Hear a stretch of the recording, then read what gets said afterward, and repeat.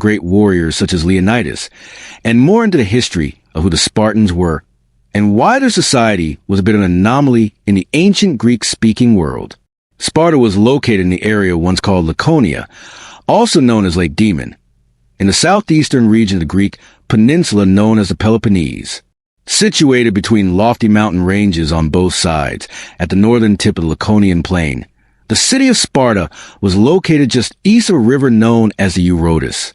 However, long before the city came into existence, the land that it would one day occupy had been settled since at least the 4th millennium. About a millennium later, there were Mycenaean Greeks living in the area. According to legend, this land was ruled by King Menelaus, the younger brother of King Agamemnon of Mycenae, who led the Greek coalition against the Trojans in Homer's Iliad. However, based on archaeological findings, it appears that Sparta, or the land just south of Sparta, was the site of a town called Amyclae. This part of the Peloponnese was relatively rich in rainfall and fertile land, something that was rare in other parts of ancient Greece. This may have attracted groups of Dorian Greeks between the years 1100 to 1000 BC to the area, shortly after the collapse of Mycenaean power on the mainland. By around 950 BC, 4 of these Dorian settlements merged together to form what would become the town of Sparta. The bringing together of these different groups may explain the Spartan tradition of a dual monarchy, for throughout most of its ancient history, Sparta would always have 2 kings from 2 royal families, the Aegids and the Europonids. It's believed that the system of government ruled over Sparta for at least 700 years. The power of these kings, though, was curtailed by other power brokers within Spartan society, such as the Euphoria or overseers, as well as a special council of influential Spartan leaders. Unlike many of the other city-states of the Greek-speaking world, Sparta remained a relatively simple kingdom that was mostly devoid of ostentatious displays of wealth. At least that's how they portrayed themselves. Thucydides often contrasts the simplicity of Sparta with the grandeur and pomp of Athens, once writing that if Sparta would become deserted, with only its buildings remaining, then future generations would never believe that the city-state had once been a great military and political power. However, Plato, who was an Athenian, had a markedly different view. He wrote, "In the whole of Greece there is not as much gold and silver as is held in private hands in Sparta, because for many generations now it has gone into this country from all over Greece, and often also from the barbarians, yet nothing at all comes out again." Simply put, what the fox said to the lion in Aesop's fable also applies to the coinage entering Sparta. The tracks pointing are clear, but no one can see them come out anywhere. Archaeologists, though, seem to agree that throughout most of its history, Sparta was little more than a sprawling village made up of relatively simple wooden houses, with only a few public stone buildings. In fact, until 318 BC and due to Macedonian aggression, Sparta never had a defensive wall lining its perimeter. Instead, the Spartans used the surrounding mountains as a deterrent to invasion, natural citadels that were manned by the tough and famous Spartan hoplites, known to many in the ancient world as being the fiercest and bravest of all such warriors. Lycurgus and Spartan institutions / social hierarchy. Around the mid-650s BC, Sparta went through a sort of internal revolution and adopted the reforms of a man named Lycurgus. Many scholars today doubt the existence of Lycurgus, since no remains of him have ever been found, and he's surprisingly absent from most of the accounts of the later classical Greek writers that we've all come to know and love.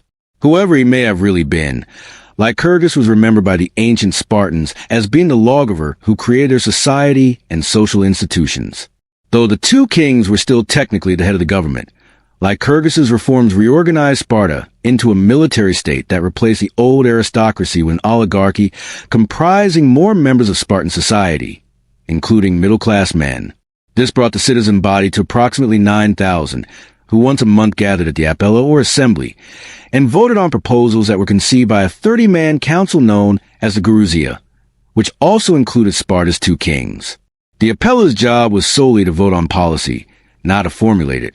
However, what they voted on was extremely important. For example, the declaring of war or making peace, confirming the appointment of military leaders, and electing council members. Overseeing all of this was the Ephori, whose 5 members were called E4S. They acted as a sort of legal body that monitored the conduct of high officials, including the two kings. Though in theory any Spartan could hold these positions, in practice most were held by members of elite families. At the core of the system was an army made up of hoplites. These full-time professional soldiers were in charge of both holding the Spartan state together, as well as defending at all costs. They were barred from taking up any other professions or activities other than being soldiers. As compensation, they were entitled to plots of land that were overseen by state officials and farmed by serfs known as helots. This setup allowed Spartan armies to campaign freely during the planting and harvest seasons, times of the year when citizen soldiers of other city-states were generally required to return home and tend to their farms. The Spartans called the system that guided their way of life eunomia, which roughly translates to good law or good order. The tenets of the eunomia basically became the Spartan constitution. According to legend, Lycurgus forbade it from being written down, and so it was transmitted orally to future generations. Thus it was also called the retro. Historians are not exactly sure when Lycurgus lived. There are some who say he lived as far back as 800 BC, while others believe that he may have arisen as a leader of Spartan society in the 660s BC after a disastrous war against the city-state of Argos. This defeat was so great that it discredited the old aristocracy and caused the Spartans to do a great deal of soul-searching. By around 700 BC, the Spartans had conquered the region known as Laconia, which included the surrounding land and the seaport of Gythium just 40 kilometers south of the city. This began a process that would make Sparta quite different than the other Greek-speaking city-states of the mainland, and further divided Spartan society into a hierarchical one consisting of three distinct social levels or classes. At the top was a ruling class, made up of the original Spartan citizens called Spartiati, or more commonly Spartiates. A Spartiate became a full citizen of Sparta by meeting three requirements: legitimate birth to a Spartiate father, the completion of a 13-year-long training program called the Agoge, and being elected at the age of 20 to one of the Syssiches, a sort of fraternity made up of communal dining groups that were the center of life for Spartan males. Both Plutarch and Xenophon described the Agoge process as such. Basically, young boys, and sometimes girls, were examined at birth to see if they met certain health requirements. If they met these requirements, then they would be accepted into the Agoge. If not, then they'd be killed. Yep, you heard that right, they'd be killed. Later, at the age of 7, the boys were taken from their mothers to be brought up in groups or packs under the supervision of older boys, who themselves ultimately reported to a Spartan state officer. By the age of 12, the boys lived in barracks and slept on mattresses made of dried river or wetland grasses. They were allowed to wear only one cloak and had to go barefoot.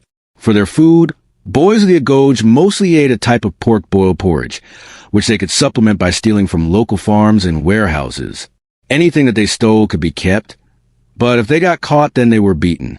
For a Spartan, death was preferable to disgrace.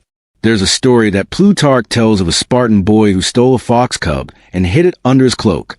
The animal started biting him and eating into his flesh, but rather than cry out in pain, which would reveal his theft, the boy collapsed and died without a sound.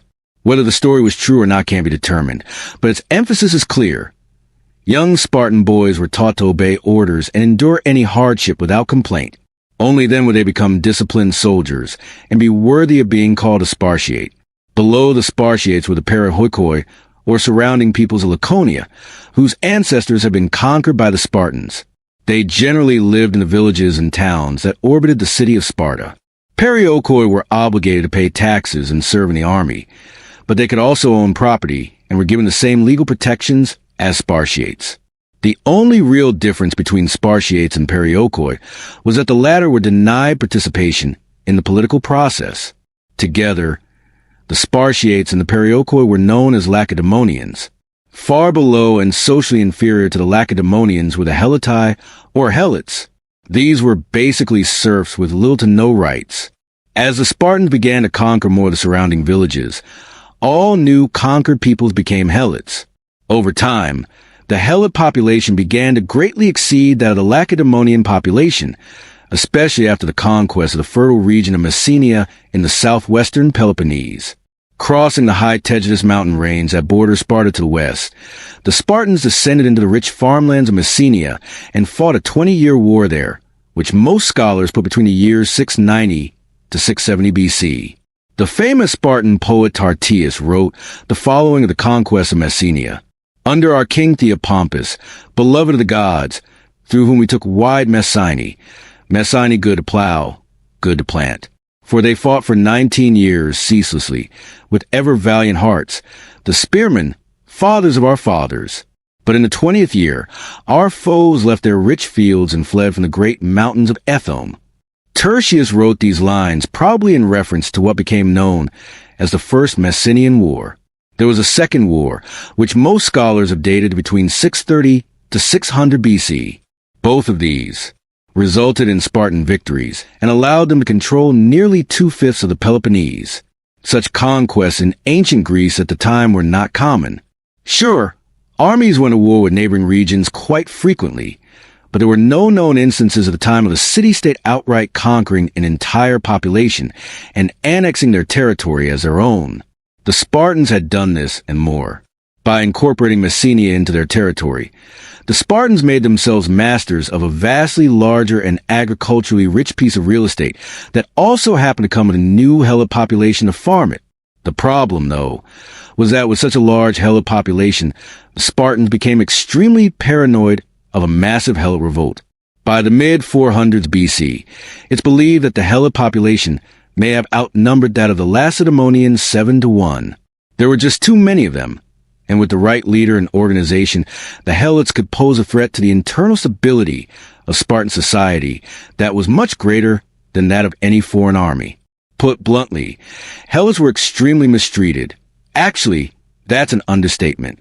For example, every year the Spartan government legitimized the killing of Helots to both terrorize the population into submission as well as to control their numbers. Certain Spartan male youths were also enrolled in an institution known as the Cryptia, whose job was to murder any Helot suspected of causing trouble for the state. Spartan society also had many other unique characteristics. Spartan women were well known throughout ancient Greece for their skills in choral singing, dancing, and gymnastics. Greeks from other city-states, though, deemed them to be a bit scandalous because they exercised in public and often were scantily clad or even completely naked. Though Sparta once had a rich poetic and artistic tradition, by the 500s BC this had greatly declined. Unlike in other cities such as Athens and Corinth, where the arts thrived, in the 500s BC Sparta became the dominant military power in the Greek-speaking world. Spartan political history highlights. However, this didn't mean that it was invincible. Resistance to Spartan aggression was fierce because their rivals knew that if they were conquered, they'd eventually be Helotized like the population of Messenia. After a stunning defeat to Tegea and Arcadia, the Spartans changed their foreign policy, at least towards their neighbors. Instead of seeking to subjugate them, Sparta offered them a place in a Spartan-led alliance that we today call the Peloponnesian League. Most scholars agree that Sparta reached its peak under one of its most capable kings, Cleomenes I, who reigned between 520 to 490 BC. Using both diplomacy and the threat of the Persian Empire to the east, Cleomenes tried to unify the Peloponnese and other parts of the Greek world under the Spartan banner. His brother was the famous King Leonidas, who led the legendary group of 300 Spartan hoplites against the Persian king Xerxes at the Battle of Thermopylae. Such campaigns brought Sparta much prestige in the Greek world. However, unfortunately for them, the Spartans would soon be overshadowed by another city-state, Athens, which would go on to become its greatest rival. Though the two had fought together against the Persians in 480 BC, and also at the Battle of Plataea the following year, relations between the two fell off a cliff shortly afterward. Athens had the most powerful and prestigious navy in the Aegean, and account of the influence of the Peloponnesian League, the Athenians had formed their own great alliance, which they called the Delian League. Sparta's greatest fear, though, was not Athens' military or naval power, but the export of Athenian democracy to Spartan-controlled areas. Remember,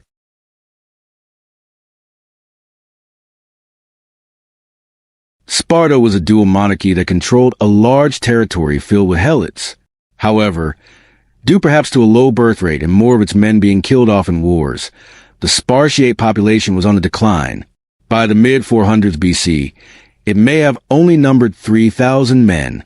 All of this led to it becoming increasingly reliant on its allies in its growing conflict with Athens, which culminated in the nearly 3 decades-long conflict known as the Peloponnesian War, which lasted between 431 to 404 BC.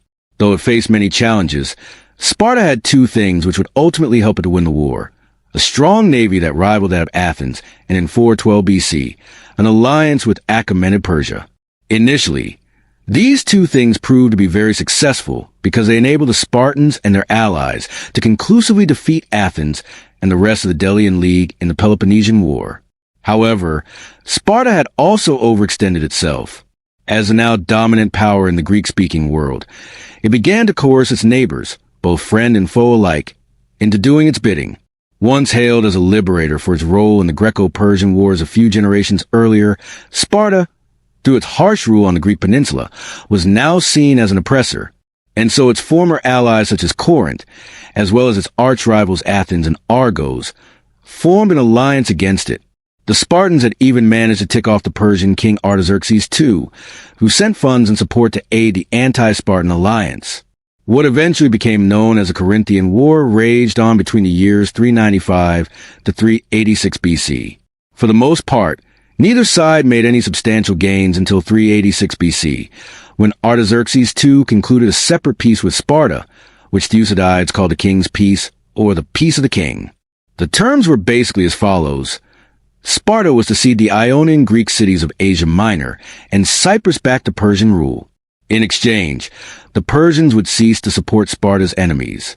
As expected, the king's peace made Sparta even more unpopular with those on the Greek mainland because it made the Spartans look like sellouts. Thus, other Greek city-states, many of them now having some form of democratic government, further isolated Sparta, which, honestly, given what we discussed before, was probably just fine with many of the more conservative Spartiate elites. In 371 BC, the Theban general and statesman Epaminondas defeated the army of the Spartan king Agesilaus at the Battle of Leuctra. This not only shattered Spartan power in Greece, but also forever put them on the defensive. Not only this, but Epaminondas took the battle deep into Spartan territory by invading Laconia, though he didn't attack the city of Sparta itself. However, he freed Messenia and Arcadia from Spartan rule, as well as the Helots. In addition, the farms in Messenia that had become Sparta's main source of food were now gone. Thus ended both Sparta's power and the Peloponnesian League. Epaminondas granted Messenia independence, which was able to maintain until the kingdom of Macedon more or less subjugated a few centuries later. Knowing that the Spartiates wouldn't give up their city without a fierce fight, Epaminondas left Sparta alone for now. It was enough that Messenia and Arcadia, along with Thebes, could together contain Sparta. This status quo remained until 338 BC, when Philip II of Macedon defeated Thebes and its allies at the Battle of Chaeronea. In 335 BC, Thebes revolted against his son Alexander, who would go on to become Alexander the Great. As punishment, he destroyed the city and sold its population into slavery. With regard to Sparta, Philip had demanded its surrender and is said to have written the following to its leaders: "You are advised to submit without further delay, for if I bring my army into your land, I will destroy your farms, slay your people, and raise your city." The Spartans' laconic reply was simply, if a few years later, while Alexander was out campaigning against the Achaemenid Persian Empire, the Spartan king Aegeus III led a few nearby Peloponnesian states in revolt. After all, Alexander was young and quite far away, so what better time than in 333 BC to try to resurrect Sparta's influence and glory on the Greek mainland? Unfortunately for him, he was defeated 2 years later at the Battle of Megalopolis by Alexander's region in Macedon Antipater. By the mid-200s BC, Sparta's isolation had devolved it into a relatively poor state, with perhaps no more than 700 Spartans, who were vastly outnumbered by both Perioikoi and Helots. It was also overshadowed by the Achaean League, which was now the dominant power in the Peloponnese. Hoping to save Sparta, the young king Aegeus IV tried to abolish debts, redistribute land, and grant the Perioikoi full Spartan citizenship. However, the more conservative Spartans denounced him as a traitor to Sparta's age-old traditions and way of life, and eventually he was imprisoned and executed by strangulation in 241 BC. However, Aegis IV was quite popular amongst the less conservative Spartans who recognized that change was needed. And he was also loved by the Perioikoi and others who had benefited from his revolutionary policies. A few years later, one of Sparta's kings, Cleomenes III, tried to revitalize Aegis's reforms. In fact, he was even more revolutionary, since he discarded Sparta's centuries-old tradition of dual monarchy and seized absolute power in 226 BC.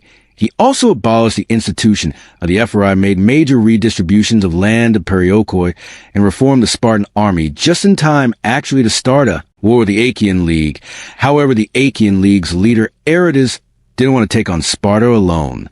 Instead, he invited the powerful Macedonian king Antigonus III to intervene on his behalf, which all but doomed whatever little power Sparta may have held at the Battle of Salacia in 222 BC, just north of the city of Sparta itself. Antigonus III destroyed the main Spartan army. Cleomenes fled to Egypt, where he believed to have committed suicide. His reforms also died once Antigonus captured the city of Sparta and abolished them, which was probably to win over the support of whatever conservative. Spartans were still left shortly after 150 BC. Sparta, along with all of Greece, was fully incorporated into the Roman Empire. Sparta remained famous in Roman times, and even became something of a tourist attraction for centuries to come. Though there are no more Spartans, modern Sparta is a relatively small city of about 35,000 people, though we'll no doubt talk about Sparta in the future. I hope that this program gave you a general idea with regard to its history and the Spartan people. Thank you, and patrons, as always, thanks so much for stopping by. I really appreciate it.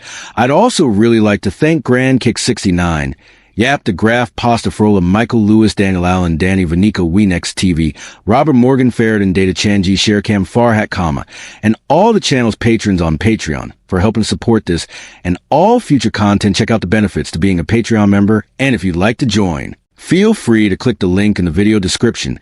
You can also follow History with Sai on Instagram, Facebook, and Twitter, as well as listen to audio programs on the History with Sai podcast. Thanks again, and stay safe.